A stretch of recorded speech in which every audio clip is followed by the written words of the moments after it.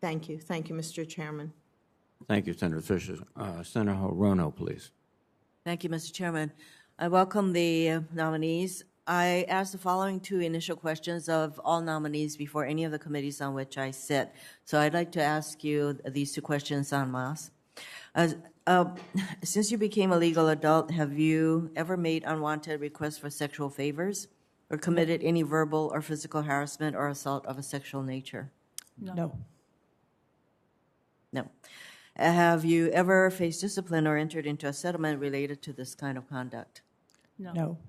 I have a question for Dr. Wallander. Last year, the U.S., Australia, and the U.K. entered into an historic security alliance, the AUKUS, which includes plans to provide Australia with technology and support to build nuclear-powered submarines within the next few decades. Additionally, this alliance will facilitate the sharing of many more technologies, including artificial intelligence, underwater systems, long-range strikes, cyber, and many others. These types of agreements lead to enhanced interoperability and deepen cooperation among allies in the region. From your perspective, how important are security alliances like AUKUS to U.S. national defense, and how will this alliance benefit U.S. security interests in the Indo-PACOM AOR?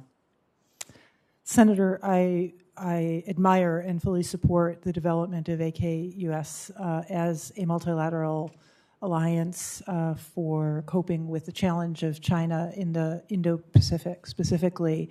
I would note that because the UK is one of the members of that alliance, it is a great example of how Europe can join with the United States and regional country Australia to cope with Indo-Pacific challenges, including China. And I hope it's the first, only the first instance of Europe taking seriously and contributing to coping with the China challenge. I agree with you that the cooperation or the inclusion of UK in this kind of alliance that is much more a focus, I suppose, on China as a near-peer competitor to us is very significant, because we are all in this together, and it's not just what's going on in Europe and what Russia is doing with regard to Ukraine and whatever intentions Russia has. These two countries are definitely our near-peer competitors. Now, you will oversee security cooperation programs and defense strategies impacting many regions across the globe. Can you tell me how you would approach these tasks? Senator, thank you for focusing on this important question.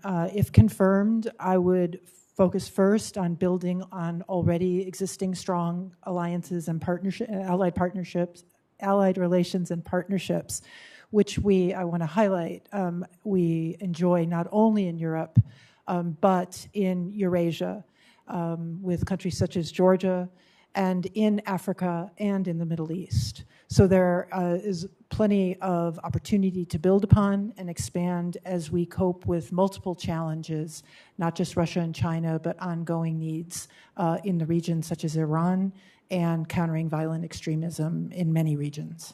Not to mention North Korea. So I do have a question for Ms. Dalton. In the last week, North Korea has tested 2 ballistic missiles off their east coast. If confirmed, a key part of your responsibilities will include developing policy and planning for homeland defense. In 2019, Missile Defense Review identified the Homeland Defense Radar Hawaii as a requirement for detecting and discriminating against inbound missile threats from an increasingly capable North Korea. In successive budget requests, funding was zeroed out for HDRH Hawaii without any capability to replace it. If confirmed, how will you support policy to ensure Hawaii is protected from missile threats from North Korea and elsewhere going forward? Senator, thank you for highlighting this concern. And insofar as missile defense of the homeland, it is a central area of focus for the ongoing missile defense review that Secretary Austin and senior defense officials are currently conducting.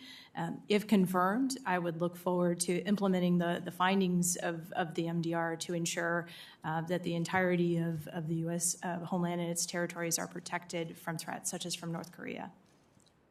Mr. Chairman, if I may, it is a continuing concern that the administration zeroes out Homeland Defense Hawaii without any alternative. I am totally open to any other ways that Hawaii can be protected, and until then, you will know that I will continue to push for HDR-H. Thank you, Mr. Chairman. Thank you, Senator Hirono. Senator Cotton, please. Ms. Wallander, you testified that you think President Obama's administration made mistakes.